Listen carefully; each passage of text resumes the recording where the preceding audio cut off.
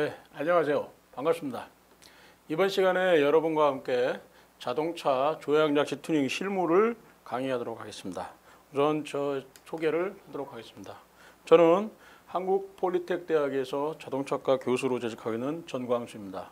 제 간단한 양력은 저는 현재 차량 기술사이고 또한 자동차 정비 기능장을 가지고 있습니다. 또 공부는 한국기술교육대학에서 기계공학 박사를 취득했습니다. 자, 현 한국자동차튜닝산업협회 의원이고 지금은 한국폴리텍대학에서 여러분들 같이 학생들을 가르치고 있는 교수입니다. 자, 앞으로 자주 뵙도록 하겠습니다. 감사합니다. 자, 오늘의 수업 목표는 자동차 조향장치 튜닝 계획하기, 또 자동차 조향장치 튜닝 장착, 그 다음에 자동차 조향장치 튜닝 시험에 대해서 설명하도록 하겠습니다. 자, 첫 번째, 자동차 튜닝 장치를 계획하기 위해서는 여러분들이 보시면 자동차 사용자와 튜닝 범위를 선정 협의를 해야 됩니다. 자, 뭐를 어떻게 할 건지, 운전자가 요구하는 게 조향 휠을 요구하는 건지, 뭐를 컬럼을 요구하는 건지, 아니면 조향력을 요구하는 것이, 이런 선정 범위를 협의해야 되고, 그러고 나면 조향 시스템을 어떤 걸로 해야 될 것인지 요거를 또 협의를 해야 되죠. 그렇게 하고 난 다음에 조향장치를 변형을 하거나 조향장치를 구조 변경을 했을 때 법규에 어떻게 문제가 없는지 또는 안정성을 확인해야 됩니다. 그런 다음에 이것을 할 건지 아니면은 어떻게 할 건지를 결정하는 게 튜닝 계획의 가장 중요한 목표가 되겠습니다. 자, 조향장치 일반에 보면 조향장치를 개론이나 이런 거에서도 여러분들이 많이 했겠지만은 가장 이상적인 선의 각도는 여기에 있는 위 바퀴와 이 바퀴가 진짜 정확한 궤적을 그리고 선회할 수 있도록 이 중심각에 일치되도록 만들어 주는 것이 튜닝 계획입니다. 그래서 운전자가 원하는 선의 각도에 정확하게 선회할 수 있고, 또 거기에 운전자가 요구하는 속도에 따라서 빠르게 선회할 수 있도록 하는 것이 튜닝의 목적이 되겠습니다. 자, 자동차 조향장치 튜닝을 하다 보면 가장 중요한 게 스티어링 지오메트릭이라는 것이 있습니다. 어떻게 해야 될 것인지. 그래서 조향기구에서 여기에 사용되는 이런 것들이 다 조향기구가 되겠죠. 이 조향기구 내에서 내외 측 바퀴의 조향각이 동일하기 때문에 동일한 크기의 원호를 그리게 되는 거죠. 이렇게 동일한 크기에. 이것이 스티어링 지오메트릭입니다. 그러나 실질적으로 보면 이 후륜이 여기에 똑같이 나갔을 때 여기서 오는 각도와 여기서 오는 각도가 일치할 때는 똑같이 돌아갑니다. 그렇지만 자동차에서 보면 이것이 이렇게 되죠. 그러다 보니까 나중에는 이런 현상이 나와 버리는 겁니다. 자, 그럼 이것을 어떻게 해야 될 건지, 이것이 이제 에커맨 지오메트릭 원리가 되는 거죠. 자동차에는 원심력을 무시할 수 있을 만큼의 천천히 주행할 때 선회시 타이어에 가로로 미끄러짐이 생기지 않게 하기 위해서, 가로로 미끄러지면 이렇게 미끄러지는 거죠. 이렇게 미끄러짐이 생기지 않기 위해서 각 윤이 공통으로 이점 여기에 선회하지 않으면 안 됩니다. 자, 앞에서 보시면 여기서는 이렇게 서로 나누어져 있죠. 나누어져 있는 것이 자동차에서는 이 미끄러짐이 발생하지 않기 위해서는 여기가 일치해야 됩니다. 그러다 보니까 이것이 에커맨 지오메트릭 원리입니다. 에커맨식이라고 그러죠. 에커맨식. 그런데 자동차에서 실질적으로 주행할 때는 저렇게 하게 되면 뒤에 미끄러짐이 발생하기 때문에 그렇게 사용하지 않고, 주행 차량, 실질적으로 주행할 때는 차량이 저속으로 주행할 수도 있고 고속으로 주행할 수도 있습니다. 그런데 우리가 자동차가 앞에서 나왔던 에커맨 지오메트리로만 하면은 차량이 천천히 갈 때는 정상이 되겠지만 고속으로 갈 때는 또 틀려지는 거죠. 그러다 보니까 주행 차량의 설계에 있어서는 에커맨 지오메트리가 될 수 있는 한 만족시키기 위해서 타이로드 암의 볼 조인트 위치를 킹핀에서 차량 안쪽으로 어긋나게 배치합니다. 아까 설명드렸듯이 이 부분의 킹핀이 서로 어긋나도록 이렇게 배치를 해놓고 나면 이 짝으로 조향이 됐을 때와 이 짝으로 조향이 됐을 때 이 킹핀의 위치가 어긋나게 됩니다. 그럼 이 킹핀의 어긋난 위치를 일직선으로 수직선으로 쭉 거서 D차축의 중심과 일체를 시키는 것이 주행 차량의 에커맨 지오메트릭이 되도록 되겠습니다. 자, 그러다 보니까 이것이 이제 차량이 고속으로 주행할 때 저속보다는 고속으로 주행하게 되면 여기에 있는 원심력이 발생하게 되겠죠. 이 원심력이 발생할 때 여기에 미치는 영향을 보면 자동차의 원심력이 일어나서 이것과 균형이 잡힐 만큼 코너링 포스가 발생합니다. 코너링 포스가 여기에 있는 이 코너링 포스가 발생하게 되면 이 코너링 포스가 없다고 하면은 문제가 발생할 수 있죠. 그렇기 때문에 이 코너링 포스가 발생하게 되고 이때 차량은 선회 궤도의 점선에 대해 안으로 향하도록 자세를 바꾸어 나갑니다. 여기에 보면 이렇게 돼 있고 차량이 주행하기 위해서 안쪽으로 들어가도록 선회를 할 수 있도록 자세를 바꾸어 나갑니다. 그러다 보니까 아까 얘기했던 이 지점의 중심보다는 여기에 있는 선회, 반지름의 중심을 가지고 얘가 회전을 하게 되는 거죠. 그러다 보니까 어떻게 돌아갈 것인지에 대해서 가장 중요한 푸른 코너링 포스, 전륜 코너링 포스, 여기에 보면 F1이 있고 FR 여기 있고 FR 이게 있죠.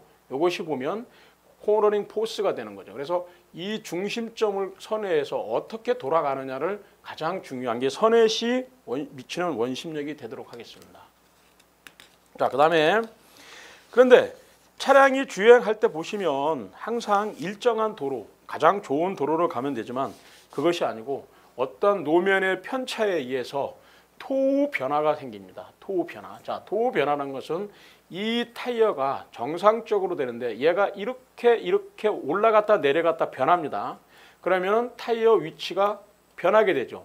그러면 이 각도가 범프 스티어라고 합니다. 그래서 서스펜션에 의한 상하 운동에 따라 차륜의 조향각이 달라지는 현상을 범프 스티어라고 합니다. 이래서 이게 대응하기 위해서 좌우 간의 토인 변화로 나타나는 겁니다. 그래서 얘가 올라가고 내려가고 도로 면에 따라서 변하면 타이어 면이 변하겠죠. 그러면 이때 전체적인 토인 각이 변하게 되는 거죠. 이것을 범프 스티어라고 합니다. 자, 그다음에 이건 간단한 그 조향장치 원리를 이제 하고 그다음에 우리가 앞으로 하게 될 조향장치의 구성을 먼저 파악하도록 하겠습니다. 그래서 조향 기업이 가변 유배에 따른 조형으로 해서 일정 기업이형이 있고 가변 기업이형이 있습니다. 그래서 일정 기업이형은 우리가 자동차 회사에서 나올 때 일정하게 정해져서 나오는 기업입니다. 그렇기 때문에 얘는 일정 값으로 고정되어 있어 바꿀 수가 없습니다. 그러다 보니까 우리가 튜닝을 할 수가 없죠. 그럼 우리가 할 수 있는 것은 가변형입니다. 가변형. 가변 기어형으로 해서 얘를 어떻게 그 튜닝을 해서 개조를 할 것인지 이런 것들이 되는 겁니다. 그래서 가변 그 기어 비형으로 개조를 하게 되면 저속과 고속에서 기어 비가 달라지면서 조향각이 변하게 되는 거죠. 그래서 각도에 따라 기어비가 가변되도록 하는 것입니다. 이런 것이 이제 자동차 그 조향장치 튜닝에서 가장 필요로 하는 겁니다. 그래서 고정 비형 같은 일정되어 있는 이런 것은 우리가 건들 수가 없는 상태가 되죠. 그 다음에는 이제 자동차 튜닝을 하면서 조향장치가 어떤 목적으로 사용할 것인지 주로 우리가 자동차 튜닝을 할 때 보면 이제 여러 가지 목적이 있죠. 고속으로 달리기 위해서 하는 목적이 있고 또 하나는 우리가 저속이지만 오픈로드, 쉽게 말하면 비포장 도로나 산악길 이런 데를 가기 위해서 하는 튜닝이 있습니다. 그럼 고속으로 달리는 노면이 좋은 상태에서 고속으로 달리는 차량과 또는 울퉁불퉁하고 비포장길인 오픈로드를 달리는 차량의 조향장치는 분명히 달라져야 할 것입니다. 그러다 보니까 조향장치 구성을 어떤 것으로 할 것인가를 설정할 때 힘의 전달 방식에 의한 종류를 구분해야 됩니다. 그래서 비가역식으로 할 것인지 아니면 가역식으로 할 것인지 반가역식으로 할 것인지, 내가 오픈로드를 갈 것이다. 오픈로드를 주로 운행을 한다. 그러니까 RV 차량이나 아니면은 몬스터처럼 큰 차를 대조를 해서 내가 오픈로드 주행으로 할 것이다. 그럴 때는 여기에 있는 조향일에 의해서 앞바퀴는 움직일 수 있으나 반대로 움직이지 않는 형식으로 해서 이런 것으로 해서 비가역식을 쓰든지, 아니면 힘의 전달이 조향에 이쪽으로 갔다 저쪽으로 갔다 다 할 수 있도록 방식으로 해서 가역식을 쓸 것인지, 또는 이것과 이것의 중간 것을 쓸 것인지를 선정을 하셔서 어떤 것인지 결정을 하셔야 되는 거죠. 그래서 오픈로드용이냐 아니면 고속주행용이냐 이런 거에 따라서 결정을 하는 겁니다. 그 다음에는 스티어링 휠이 중요하게 되겠죠. 이제 지난 과거에 보면 튜닝이 합법화되기 전에 몇 가지 튜닝이 많이 이루어졌었습니다. 첫 번째는 가장 많이 이루어지는 튜닝이 머플러 튜닝이죠. 소음기 튜닝. 한참 꽤 시끄럽게 하고 다니던 그 머플러를 기존에 장착된 머플러를 떼어내고 거기에다가 소리를 키운 머플러를 장착해서 소리를 크게 하고 다니는 게 한때 유행을 했습니다. 그 다음에 또 하나는 스티어링 휠 핸들 자체가 규정에 나온 것보다 적은 핸들로, 또는 규정에 되어 있던 그 핸들을 떼어내고 거기에 우드나 또는 다른 형태로 된 핸들로 교환하는 것이 한때 유행을 했었습니다. 그러다 그것이 위법이 돼서 지금은 전부 다 떼어냈다가 다시 조향장치도 튜닝에 합법화가 되면서 가장 하기 쉬운 부분이 이 부분이 되겠습니다. 스티어링 휠 부분이 튜닝하기에는 가장 쉬운 부분이 될 것입니다. 자, 스티어링 휠이 큰 것과 작은 것이 있습니다. 그러면은 여러분들이 판단할 때 어떤 것이 튜닝에 가장 좋을까요? 자, 우리가 버스를 타고 보면 운전수가 잡고 있는 핸들이 굉장히 큽니다. 승용차 핸들보다 큽니다. 그런데 우리가 승용차에 타보면 적은 핸들이 되어 있고, 그러면 그 핸들이 크기와 적은 것의 차이점은 핸들이 크면 그만큼 바퀴를 조작하기 힘은 적게 들어가지만 원이 커집니다. 그러다 보니까 대형차들, 버스나 트럭이나 화물차는 차량 중량에 의해서 바퀴가 조향할 때 굉장히 무겁습니다. 그것을 감쇄시키기 위해서 핸들 조향 휠을 크게 만들어서 돌려주는 거고, 승용차는 차량 중량이 가볍기 때문에 조향력이 조타력이 적어도 되니까 핸들을 작게 해놓은 것입니다. 자, 그런데 이제 또 하나 문제점은 단점이 있습니다. 조향 휠이 적다 보니까 바퀴가 조향되는 바퀴의 각도가 조금을 움직여도 얘는 핸들을 조금만 돌려도 빠르게 바퀴가 조향이 됩니다. 그러다 보니까 여러분들이 레이싱을 하는 자동차를 보면 조향 휠 자체가 굉장히 적습니다. 그렇지만 거기에 숙달되지 않은 사람이 조향 휠을 작동하다 보면 굉장히 위험한 상태가 되죠. 내가 생각했던 각도보다 더 빠르게 돌아가기 때문에 차량이 언더스티어가 돼서 너무 빠르게 회전을 하면서 전복되는 현상이 발생할 수 있습니다.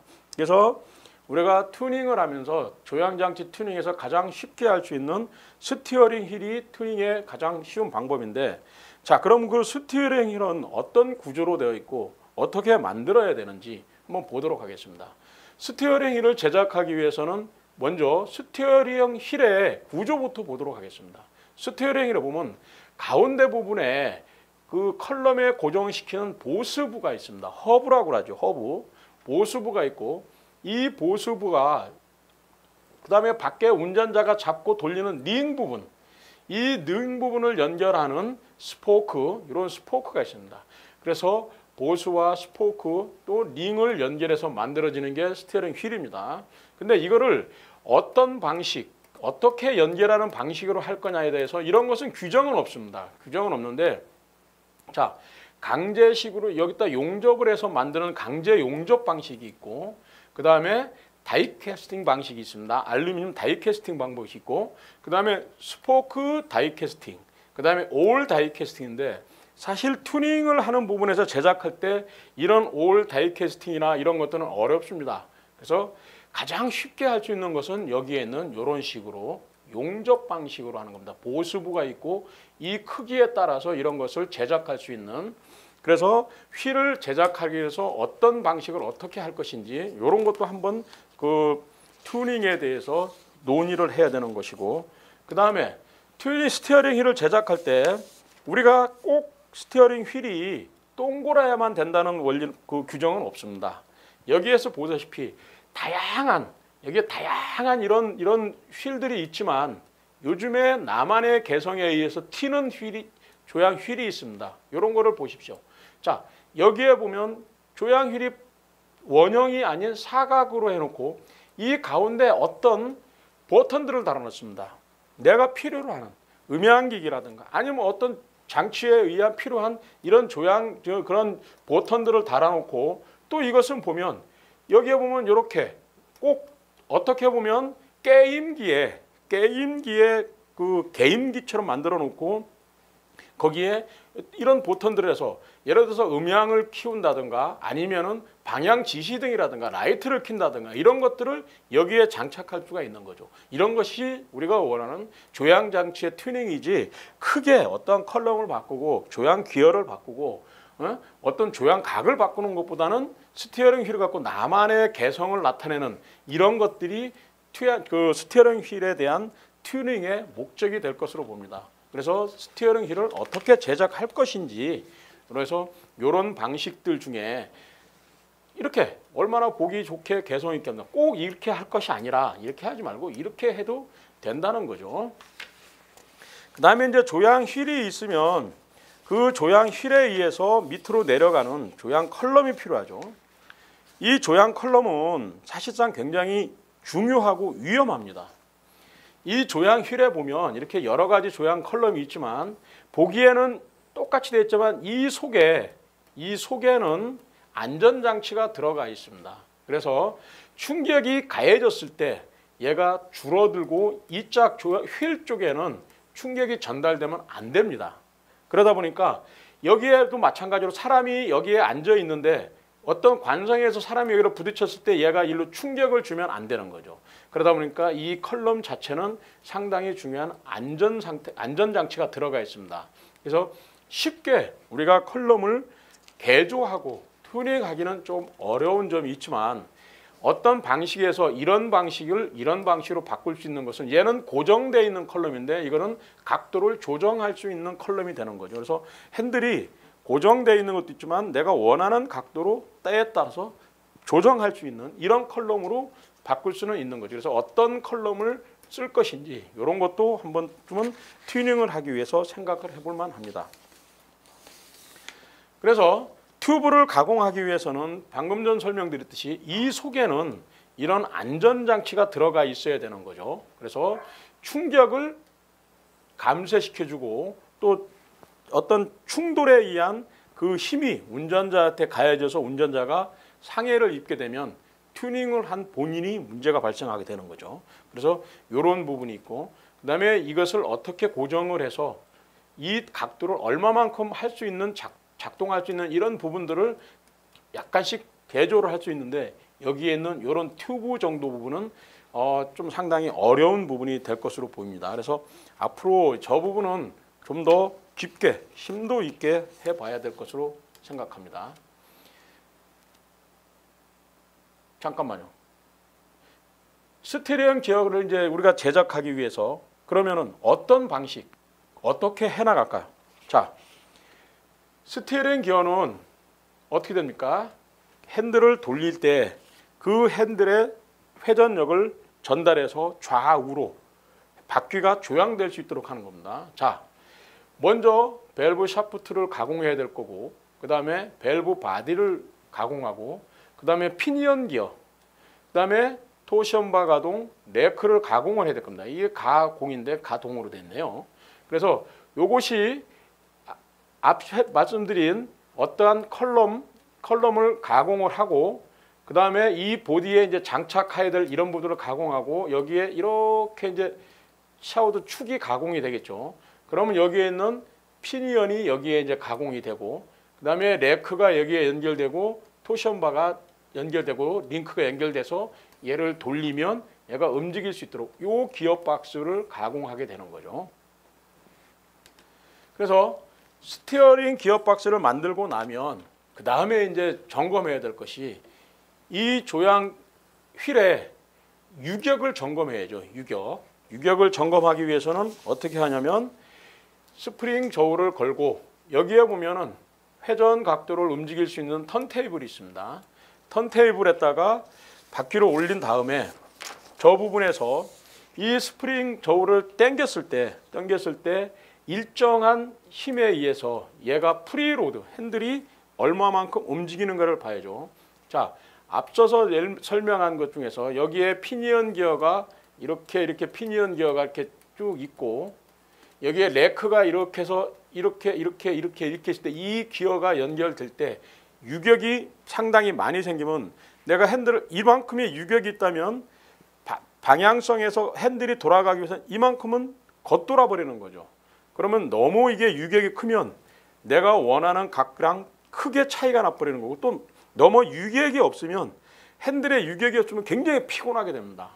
바퀴가 노면을 진행할 때 보면 아무리 평평한 노면이라도 바퀴는 좌우로 약간씩 흔들리면서 진행을 합니다.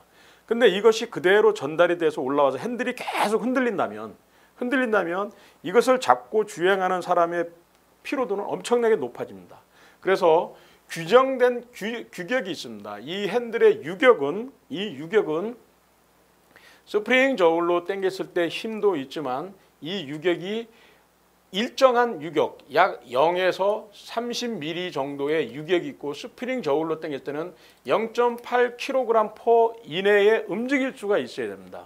만약에 핸들이 돌리는데 2kg, 3kg 막 이렇게 힘이 들어간다면 굉장히 어려워진 거죠. 그래서 약 1kg 미만, 0.8kg 정도의 힘에 돌아갈 수 있도록 과연 조립이 됐는지 그것을 검사를 해봐야 됩니다. 그러면서 이 각도의 턴테이블에는 각도에 의해 나오는 거에 의해서 돌려가면서 측정을 해보고 정상적으로 됐는지를 볼 수 있는 거죠.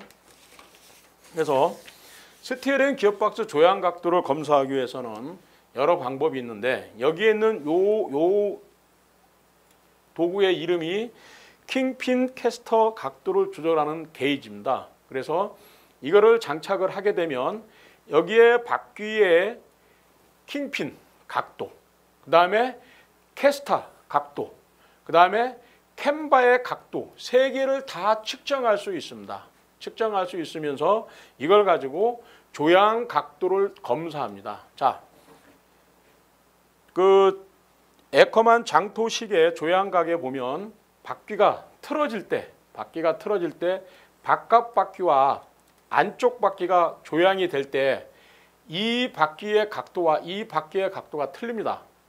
안쪽 바퀴가 더 많이 꺾어지고 바깥쪽 바퀴가 적게 조향이 됩니다. 그래서 이렇게 턴테이블에다 놓고 턴테이블에다 좌우 바퀴를 놓고 조향 기어박스를 이빠이 한쪽으로 최대한 조향을 했을 때 과연 안쪽 바퀴와 바깥 바퀴의 각도가 정상적으로 편차가 있게 나올 수 있는지 그런 것을 검사해야 됩니다. 그러기 위해서는 여기 있는 캠바 캐스터 측정기를 장착해 놓고 보게 되면 정확한 값을 볼 수가 있죠. 자, 그러기 위해서 우리가 또 하나는 스티어링 각을 점검하는데 이제 좀 더 정확하게 하기 위해서는 휠 얼라이먼트 장비를 이용해서 앞에 부분과 뒤에 부분을 동시에 같이 해서 볼 수 있는 거죠. 같이 해서 볼 수 있는 상태로 해서 네 바퀴를 정확하게 정렬을 시키는 게 중요하게 되는 겁니다. 그래서 조향 장치를 튜닝을 하고 나면 꼭 얼라이먼트를 확인하던가 아니면 킹핀 캐스터 장비를 가지고 조향 각도를 정확하게 되어 있는가를 점검하시기 바랍니다. 그러면 이제 여러분하고 같이 그 자동차 튜닝 실무에 대해서 설명을 드렸습니다. 이제는 여러분들이 앞으로 튜닝사가 되기 위해서 실무 시험을 보시게 되겠죠. 그래서 거기에 나오는 시험 문제에 대해서 몇 가지 쭉 여러분한테 설명을 해드리기 위해서 문제풀이를 하도록 하겠습니다. 그래서 혹시 문제를 풀이하시고 하시다가 문의사항이 있으면 뒤에 나오지만 항상 우리 툰업연구회 홈페이지에 문의를 해주시면 감사하도록 하겠습니다. 자, 축거가 4m입니다. 축거가 4m. 바깥쪽 바퀴가 최대 회전 각도가 30도입니다.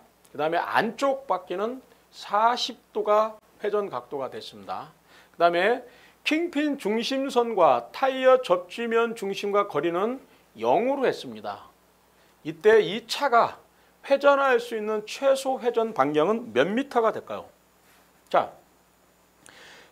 우리가 회전 반경을 측정하기 위해서는 공식이 있죠. 여기에 보면 회전 반경 R은 이렇게 보면 여기에 있는 축거 4m가 되고 그 다음에 회전 각도가 두 개가 나왔습니다. 여기 보면은 사인 알파라고 되어 있는데 이것이 어떤 것을 넣는지가 중요하게 되는 거죠. 그래서 우리가 자동차가 회전할 때 안쪽 바퀴와 바깥쪽 바퀴의 조향 회전 각이 분명히 틀리다고 했습니다. 그래서 안쪽 지오메트릭 그 에커맨 지오메트릭에서 바퀴가 똑같은 각도로 꺾어지면 얘가 가다 보면 충돌을 하게 됩니다. 그렇기 때문에 안쪽 바퀴가 조향하는 바퀴의 안쪽 바퀴가 더 꺾어지도록 되어 있습니다. 그래서 얘는 선회를 할 수 있도록 만들어 놓게 되죠. 그래서 그것을 이용해서 우리는 차량이 최대한 선회할 때 회전 반경을 측정하기 위해서는 여기에 있는 앞바퀴의 최대 바깥쪽, 이 바깥쪽 바퀴의 최대 회전각 30도를 계산하는 거죠. 그래서 사인 알파, 사인 30도는 이것을 취역하게 되면 이 부분이 우리가 사인 30도를 계산하면 0.5가 됩니다. 0.5가 되고 그 다음에 여기에 들어가는 플러스 킹핀과의 거리는 여기서 0으로 했기 때문에 여기를 0으로 넣어주게 되면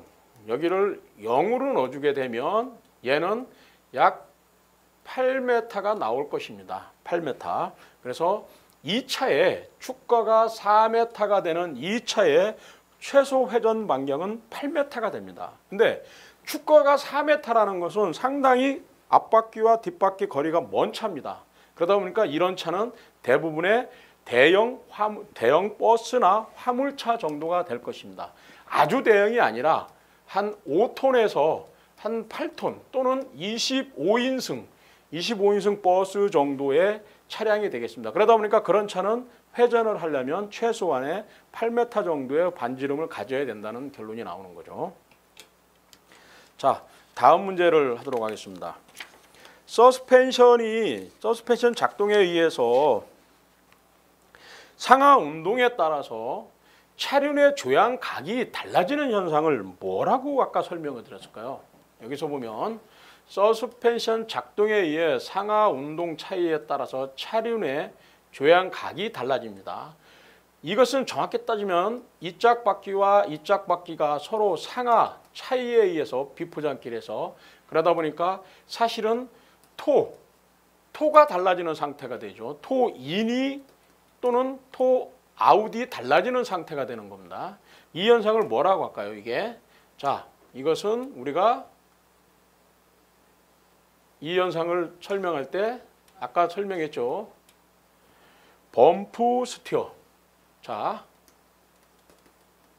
범프 스티어.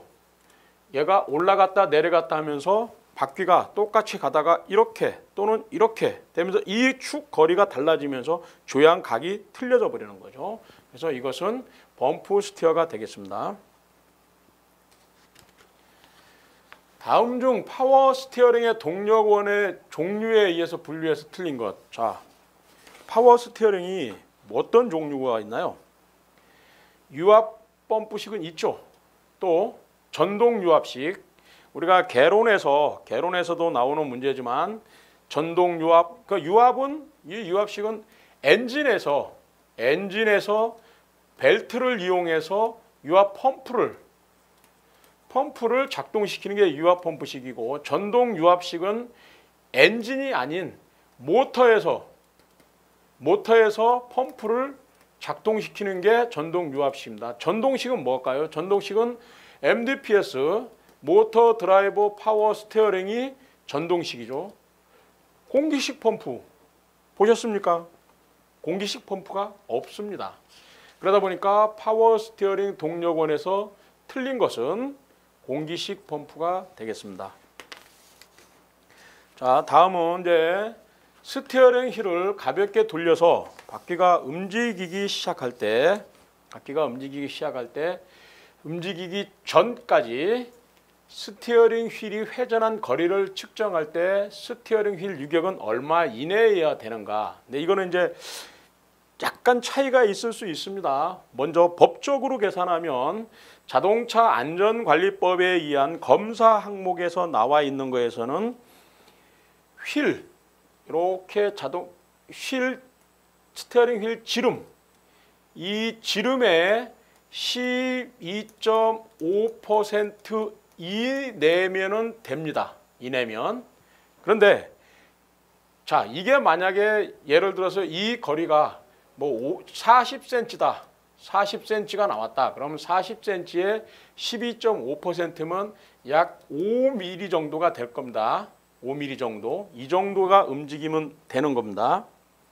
그러다 보니까 자동차 회사나 또는 우리가 자동차 튜닝을 해서 봤을 때는 여기에 나오는 유격 이내는 얼마 되면 이 휠이 크기에 따라서 이 값이 틀려지다 보니까 0에서부터 30mm 이내만 들어오면 된다.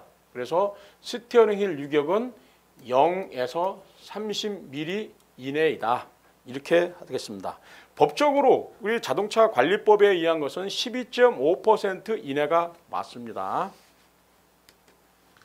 자, 다음은 에커맨 장톡식 조향장치의 조향 각도에 대한 설명으로 맞는 것입니다. 자, 이것은 에커맨과 장토에 의해서 된 조향 장치의 조향 각도입니다. 조향 각도가 안쪽 바퀴와 바깥쪽 바퀴가 같다. 이꼬로 같다. 또 하나는 조향 각도가 안쪽 바퀴가 바깥쪽 바퀴보다 크다. 자, 바퀴가 이렇게 두 개가 있습니다. 두 개가. 그래서 얘가 이렇게 조향이 될 때 여기가 인 안쪽이고 여기가 아웃 쪽이 되겠죠. 바깥쪽. 그랬을 때 얘는 두 개가 똑같다. 얘는 이쪽 바퀴가 더 크다. 또 하나는 바깥 바퀴가 안쪽 바퀴보다 크다. 얘가 더 꺾어졌다. 또 하나는 양쪽 바퀴가 이쪽 바퀴가 클 때도 있고 이쪽 바퀴가 클 때도 있다고 한 겁니다. 자, 그런데 에커맨 장통식 조향 장토에서 조향 각도는 어떻게 되어 있습니까? 바깥쪽 바퀴보다 안쪽 바퀴가 조향각이 더 크도록 되어 있죠. 그래서 안쪽 바퀴가 바깥쪽 바퀴보다 크다. 이것이 맞습니다. 그래서 조향 각도는 안쪽 바퀴가 바깥쪽 바퀴보다 크다가 맞습니다. 다음은 일체 차축 방식 조향 장치의 조작력, 운전자가 핸들을 돌렸을 때 조작력 전달 순서가 옳은 것입니다. 자, 일체 차축은 뭘까요? 일체 차축은 승용차에는 거의 일체 차축은 없습니다. 대부분 승합 이상 화물차에 있는데 바퀴가 이렇게 해서 이렇게 차축이 있으면 이 차축이 앞에서 좌우 축이 연결되어 있는 이 바퀴가 일체 차축입니다. 그럼 얘는 어떤 게 있을까요? 여기 보면 요렇게 나와 있는 게 바퀴에 너클암이 나와 있고 여기에 타이로드 엔도가 이렇게 연결이 될 거고 여기에 이렇게 링크 기구가 연결이 되죠. 링크 기구가 연결됩니다. 그 다음에 여기에 이렇게 피니언이 연결돼서 이렇게 조향 핸들이 연결되죠. 그러면 이제 전달은 어떻게 되겠습니까? 운전자가 핸들을 돌리면 조향 이 축보다는 조향 핸들에 먼저 힘이 가겠죠.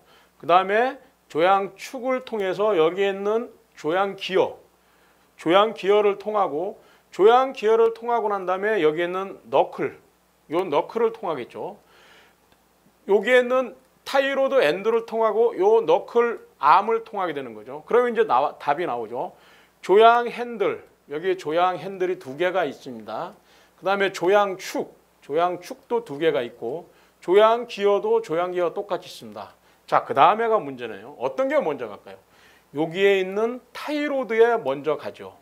그 다음에 여기에 있는 이 너클암과 그 다음에 바퀴로 전달됩니다. 그러면 보니까 답은 얘가 되겠습니다. 2번이.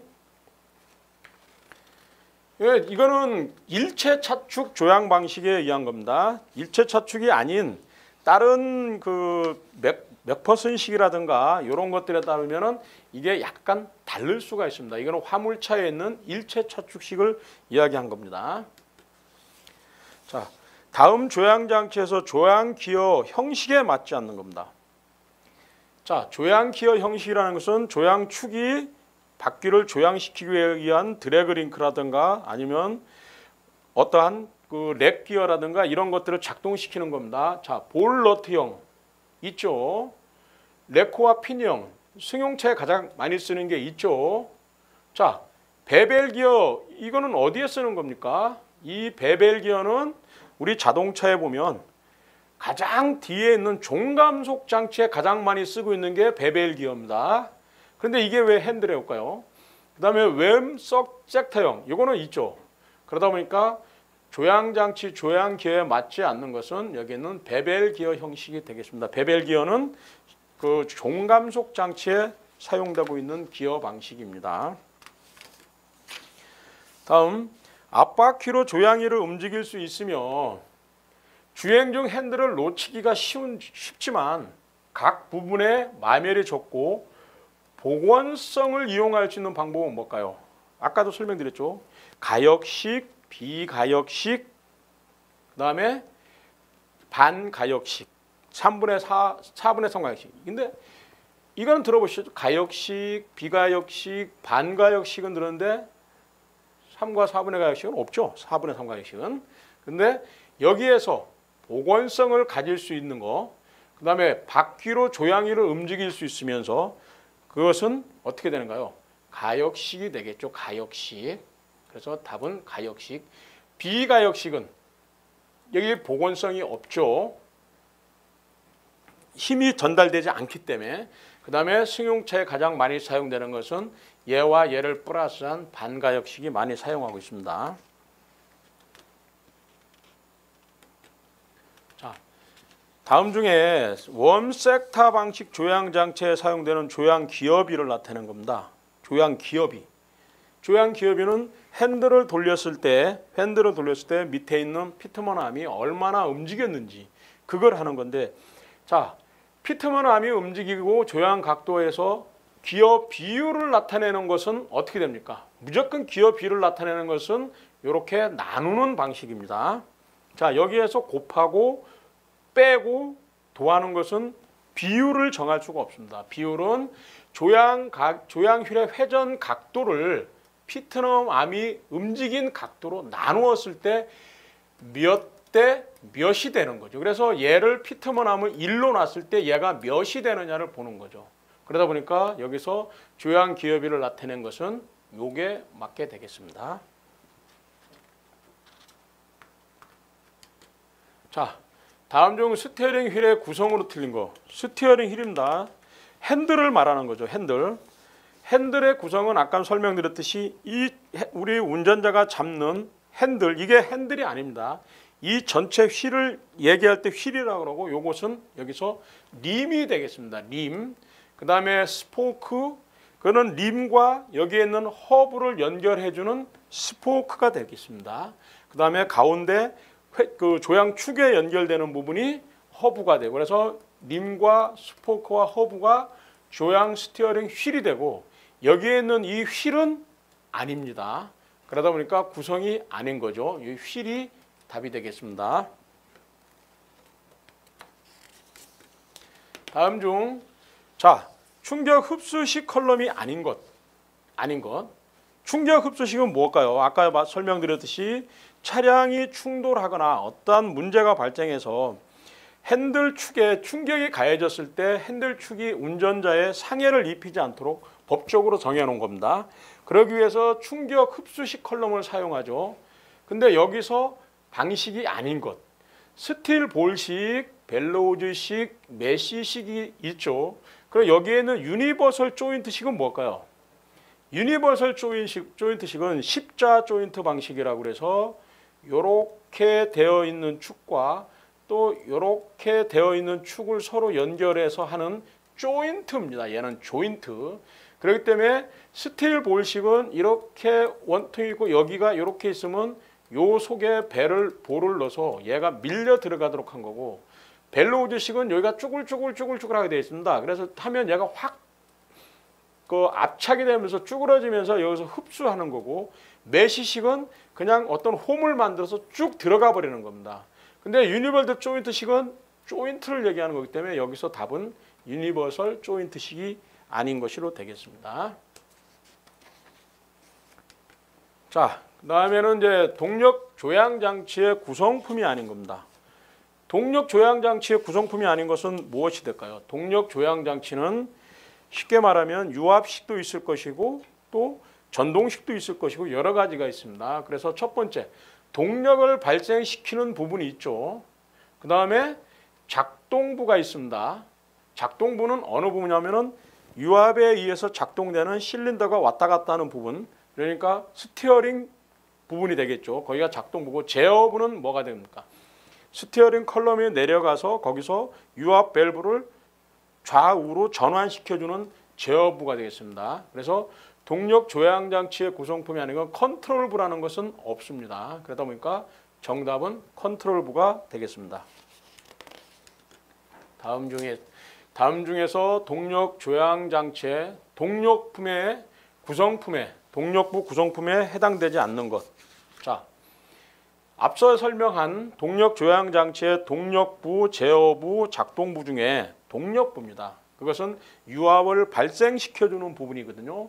거기서 유압을 발생시켜주는 가장 중요한 오일 펌프는 있죠. 들어가죠. 그 다음에 오일 펌프에서 발생된 압력을 제어해주는 압력 밸브도 들어 있습니다. 그 다음에 차량 속도, 자, 엔진의 속도에 따라서 스티어링 기어로 보내주는 유량 제어 밸브도 들어 있습니다. 이 오일 온도 센서는 뭐에 있을까요, 이건? 이 오일 온도 센서는 조향 장치에는 들어가지 않고 얘는 자동 변속기에 오일 온도를 측정하기 위해서 온도 센서가 장착되어 있습니다. 그러다 보니까 동력 조향 장치의 동력 부품의 구성품에 해당되지 않는 것은 오일 온도 센서가 되겠습니다. 자, 다음 중에서 전동식 동력 조향 장치 종류에 해당하지 않는 거. 전동식 동력 조향 장치입니다. 그러면은 전동식 동력은 어떤 걸 얘기할까요? 전동식 동력. 전동식 동력은 모터입니다. 모터. 여기에 유압이 없습니다. 그러면 모터로 직접 동력을 조향하는 겁니다. 그러면 얘는 MDPS죠. 모터 드라이브 파워 스티어링. 자, 여기는 뭐 있습니까? 자, 핸들이 이렇게 있고 컬럼이 있고 피니언 기어가 있고 렉이 있으면, 자, 컬럼 구동 방식, 여기에 모터가 붙어 있는 게 컬럼 구동 방식이죠. 그 다음에 여기 피니언, 여기에 모터가 있는 것이 피니언 구동 방식이고, 그 다음에 여기 래크에 모터가 붙어 있는 게 렉 구동 방식이죠.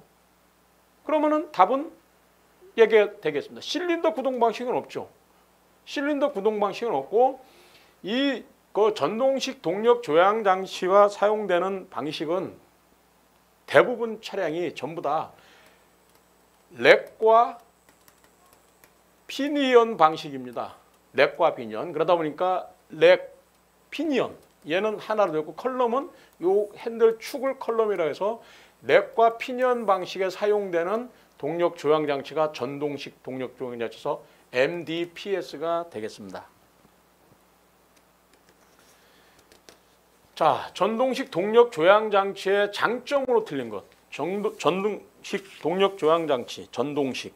자, 그러면 방금 설명했듯이 모터 드라이브 파워 스티어링입니다. 이거에 대해서 좋은 점 중에 틀린 것. 자, 연비 저감과 낮은 에너지 소모율 맞죠? 그 다음에 엔진이 정지된 상태에서도 조작력이 증대가 되죠. 맞습니다. 조향휠의 조작력에 대한 설계가 매우 어렵다. 아니죠. 조작력에 대한 조작력이 설계가 굉장히 쉽죠. 그러니까 이거 아니고 엔진룸의 레이아웃 설정과 모듈화가 굉장히 용이하죠. 왜냐하면 컬럼 방식 같으면 실내에 모터가 달고 엔진룸에는 넥과 피니언만 있으면 되니까. 그러다 보니까 장점으로 틀린 것은 여기에 나오는 조향휠의 조작력에 대한 설계가 매우 어렵다. 이것이 단점이 되겠죠. 이게 단점이 아니라 이것이 맞지가 않는 거, 장점으로 맞지가 않는 것이 되는 거죠.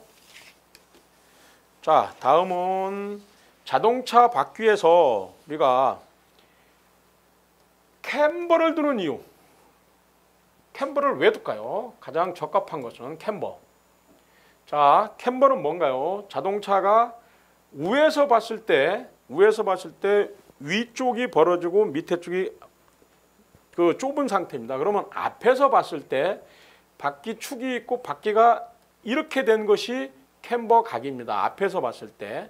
자, 이거는 왜 둘까요? 첫째, 자동차의 하중으로 인한 앞차축의 힘에 방지하기 위해다. 맞습니다. 여기에 이렇게 하중이 실리면 이게 눌려지니까 이것이 휘는 것을 방지하면서 얘가 이렇게 밀려나가겠죠. 그러면서 휘는 것을 방지하기 위해서 둡니다. 앞바퀴를 평행하게 회전시키기 위해서는 아니죠. 앞바퀴를 평행하게 회전시킨다는 건 얘를 돌린다는 건데 이거는 해당이 안 되는 거죠.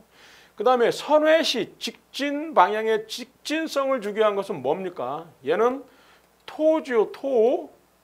그 다음에 조향 바퀴의 방향성을 주기 위한 것은 방향성을 주는 것은 어떤 겁니까? 방향성을 주는 것은 얘는 방향성입니다. 복원성과 방향성. 얘는 캐스터가 됩니다. 캐스터.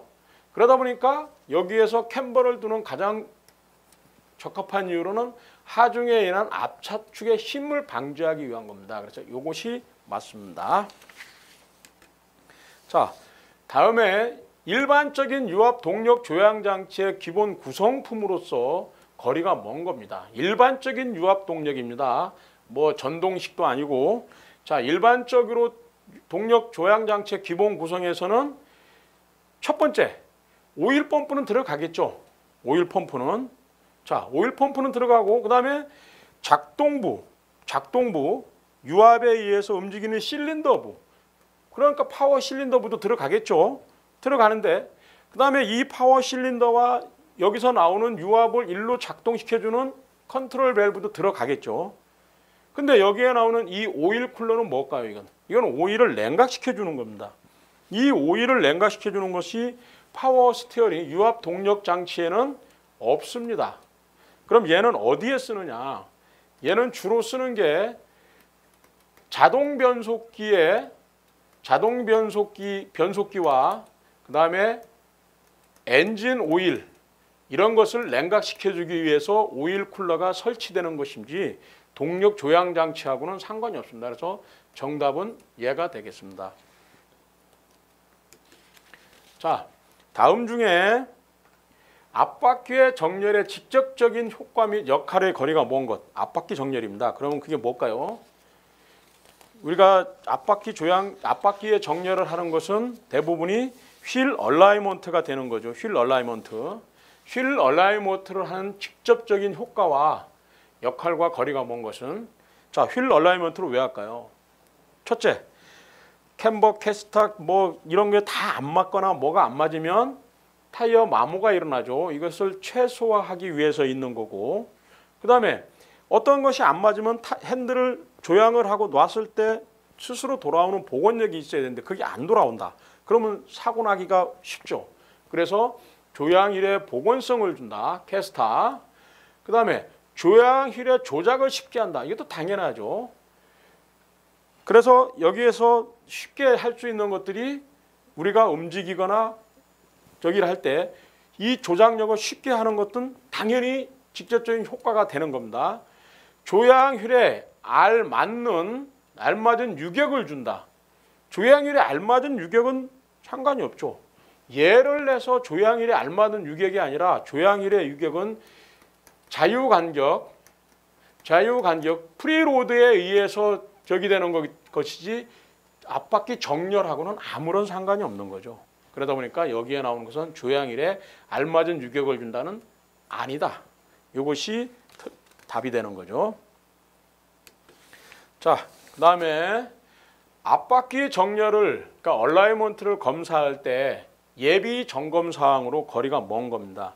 자, 여러분이 이제 튜닝을 다 해서 앞바퀴를 장착을 다 했습니다. 조향 장치도 하고 뭐 예를 들어 서스펜션, 그러니까 쇼업 쇼바라든가 스프링이라든가 이런 걸 다 했습니다. 하고 난 다음에 최종적으로 해야 될 것이 앞바퀴 정렬이 되어 있는가를 해야 되는데, 여기에서 예비 검사, 그러니까 리프트 위에 올려놓고 할 때는 예비 검사를 해야 되는데, 여기서 가장 거리가 먼 것, 자, 뭐를 해야 될까요? 가장 저기한 것은 리프트에 올려놓고 타이어 공기압이 네 바퀴가 다 맞는가를 점검을 해야 되겠죠. 그래서 타이어 공기압과 마모 상태 점검은 해야 됩니다.